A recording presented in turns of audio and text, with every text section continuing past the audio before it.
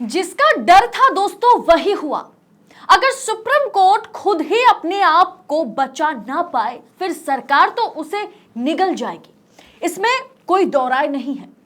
Supreme court का CGI का इस तरह से अपमान आज तक किसी प्रधानमंत्री के कार्यकाल में नहीं हुआ है, लेकिन आज सरकार उठते बैठते बड़े आसानी से न्यायपालिका की और न्याय की धज्जियां उड़ा देती है, जिसे देखते हुए चुनाव आयुक्त की नियुक्ति के मामले में सुप्रीम कोर्ट ने मोदी सरकार के आगे हार मान ली है।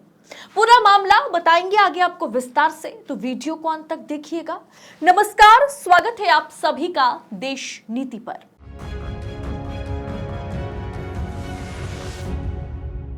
देश नीति, केवल सच्ची और पक्की खबरें। चुनाव आयुक्त की नियुक्ति मामले में सुप्रीम कोर्ट ने वही फैसला सुनाया जिसका डर सता रहा था। इलेक्शन कमिश्नर्स और चीफ इलेक्शन कमिश्नर की नियुक्ति मामले में मोदी सरकार ने जिस तरह से सीजीआई का अपमान किया, उसके बाद सुप्रीम कोर्ट को कहां सख्त होकर के फैसला सुनाना चाहिए था, वहां सुप्रीम कोर्ट ने हाथ खड़े कर दिए। पर क्यों? कुछ समय पहले जया ठाकुर ने इलेक्शन कमिश्नर की नियुक्ति सरकारी पैनल करेगी, नरेंद्र मोदी करेंगे और उसमें से सीजीआई को हटाया जाएगा, इसके खिलाफ, इस कानून के खिलाफ सुप्रीम कोर्ट में याचिकाएं दाखिल की थी।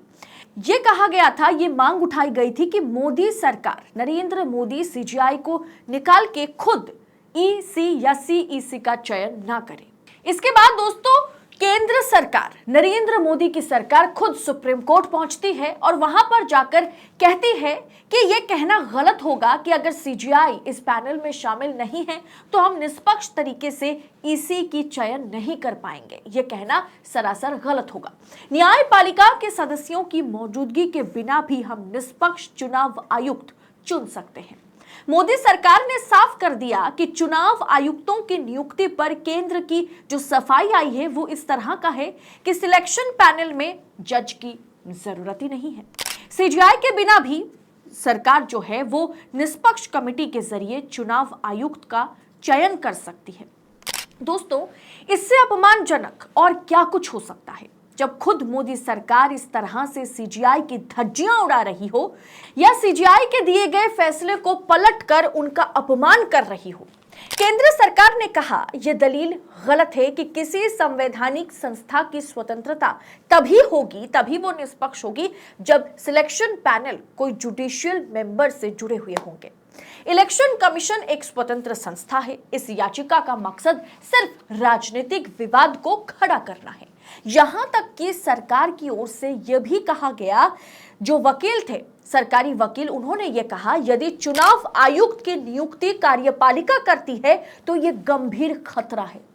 अब जहां सुप्रीम कोर्ट को इस अपमान का जवाब देना चाहिए था, वहां सुप्रीम कोर्ट ने क्या किया, क्या कहा? सुप्रीम कोर्ट का कहना है कि वो इस स्तर पर चुनाव आयुक्तों की नियुक्ति पर कानून पर रोक नहीं लगा सकता। इसीलिए प्रधानमंत्री और उनके मंत्री, लीडर ऑफ ऑपोजिशन, मिलकर चुनाव आयुक्त की नियुक्ति कर सकते हैं। सुप्रीम कोर्ट बैकफुट पर आ गया है। सुप्रीम कोर्ट इस पर अब और स्टे नहीं लगा सकता। तो वहीं दोस्तों वादी वकील ने यह पेश किया या ये कहा, प्रशांत भूषण ने कहा कि यह सवाल उन्होंने उठाया, जरूरी नहीं कि तीसरा जो व्यक्ति है वो सीजीआई हो, लेकिन सीजीआई जैसे विश्वसनीय व्यक्ति को लाया जाना चाहिए जो ट्रस्टवर्दी हो। चुनाव नजदीक है, लोकतंत्र खतरे में है। सीजीआई एक समिति बना सकते हैं जो नियुक्तियों की जांच करे। अगर वो ऐसा करते हैं तो वे इसे जारी रख सकते हैं।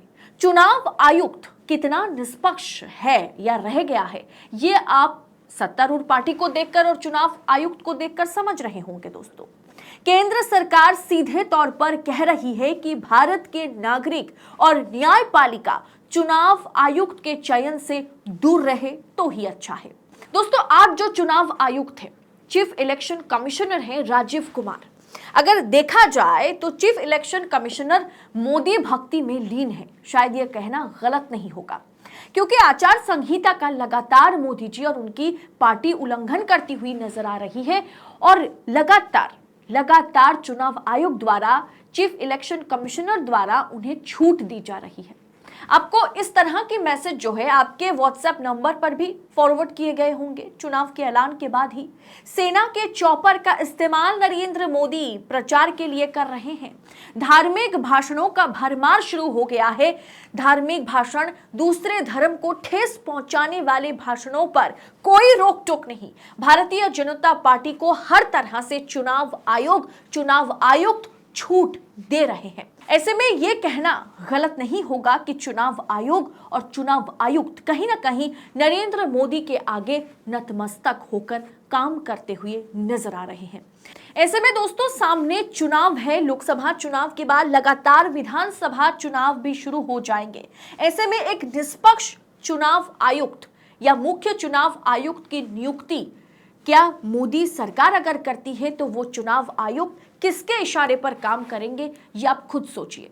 क्या सीजीआई को हटा करके नरेंद्र मोदी की सरकार जो बिल लेकर के आई थी, जिसे कानून में बदला गया, चुनाव आयुक्तों की नियुक्ति का जो बिल है, वो बिल कहीं ना कहीं सीजीआई, चंद्रचूड़ को और साथ ही साथ सुप्रीम कोर्ट को, न्यायपालिका को एक जोर का झटका दिया था। उसके बावजूद भी आज सुप्रीम कोर्ट नरेंद्र मोदी के आगे, मोदी सरकार की राजनीति के आगे हार मान लिया है।